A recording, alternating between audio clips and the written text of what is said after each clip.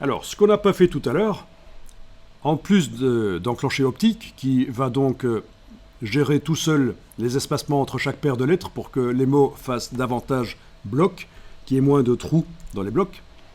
En plus de faire ça, vous avez aussi ceci, c'est l'approche de groupe.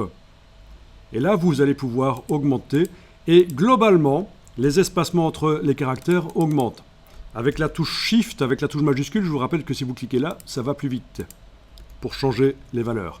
Et ça, c'est pas interdit du tout, au contraire, ça aère le texte. Pour un titre, c'est très bien. Pour un logo, pour une illustration, une affiche, un poster, c'est très bien d'augmenter éventuellement l'approche de paire, l'approche de groupe, pardon, l'approche de groupe. Ici, c'est l'approche de paire, entre chaque paire de caractères, mais là, c'est l'approche de groupe. Donc ça se combine, les deux se combinent, pas de problème. Et ce qu'on voit parfois, pour donner vraiment un effet classieux, c'est ce genre de choses. Je vais diminuer ici. Ne le faites pas nécessairement, je diminue juste la taille des caractères. Je suis passé de 120 à 70. Et puis je vais aller augmenter ici fortement l'approche de groupe. Voilà, ce genre de choses, vous le voyez assez souvent. Quand on veut donner un effet vraiment haut de gamme au texte, on peut faire ça. Vous pouvez le faire maintenant si vous voulez. Augmenter fortement l'approche de groupe. Et pour que ça reste dans la page, j'ai quand même diminué un peu l'approche, la dimension du caractère. Mais je vais quand même l'augmenter un peu ici, voilà. Ok, on va faire comme ça. Pourquoi est-ce que ça donne un effet haut de gamme ? Mais chaque fois que vous créez du vide, vous faites un effet haut de gamme. Et au contraire, chaque fois que vous faites du remplissage, vous faites un effet bas de gamme. Donc la preuve, vous le savez, regardez un beau livre d'art, il y a beaucoup de zones blanches inoccupées par des images ou du texte. Un beau magazine, vous avez, regardez les pages, vous avez des articles, mais vous avez aussi des grandes zones qui n'ont rien. Au contraire, les publicités que vous recevez dans votre boîte aux lettres qui vantent des produits qui sont le moins chers, tout a du remplissage. Il n'y a quasiment pas un endroit de la page qui n'est pas utilisé. Donc c'est ça. On fait passer le message, voilà, c'est haut de gamme, on a de l'argent, on peut se permettre de ne pas utiliser toute la page, de laisser des parties vides. Au contraire, nous sommes économes, nous faisons des produits pas chers, on optimise tout.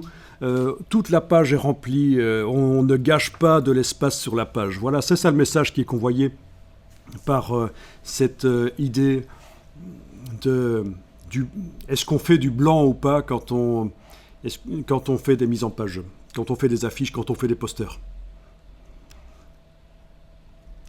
Alors ici, j'ai tapé dans Google « Blank space is not your enemy ». C'est le titre d'un livre sur le graphisme en fait. Je vais aller chercher ça par la partie image ici, voilà. Donc, c'est un livre qui vous explique justement que pour faire des belles affiches, des belles mises en page, des beaux livres, des beaux magazines, vous avez intérêt à utiliser l'espace blanc. Enfin, ils appellent ça ici white space, mais ça peut être aussi des fonds colorés, des parties, voilà.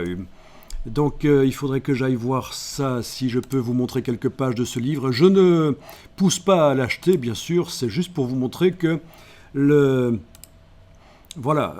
sujet est tel que il y a même un bouquin qui a été écrit à destination des graphistes pour leur conseiller de bien utiliser les espaces vides pour ne pas avoir honte de créer des espaces vides dans leur mise en page. Il y a des exemples, pas énormément ici.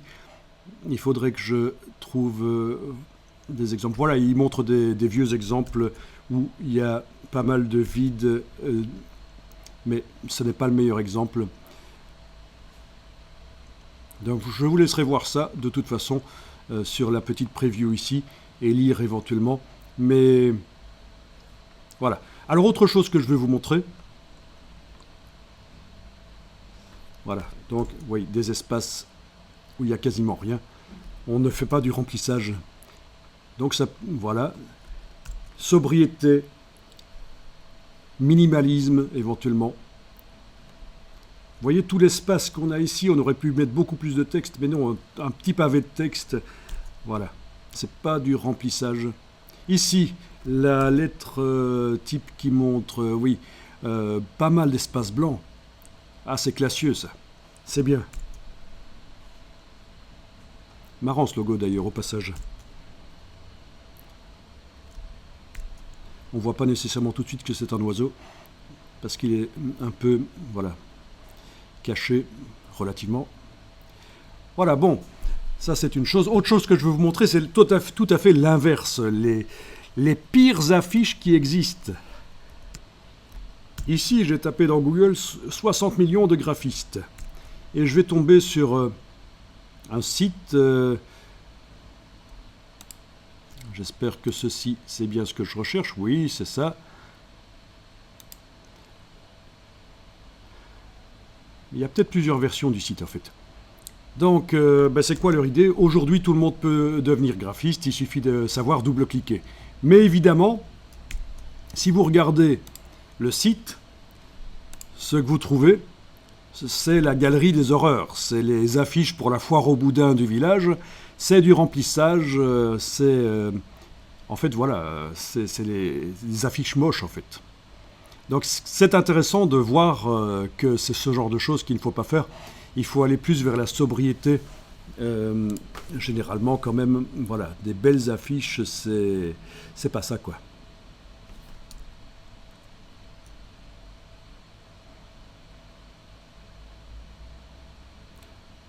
Bon, ok. Problème de lisibilité du texte qui est mis sur une image trop complexe. Je vous laisse voir, il y en a énormément. Il y en a énormément, évidemment, parce que tout le monde régulièrement photographie les affiches pourries qu'il trouve et va alimenter la galerie.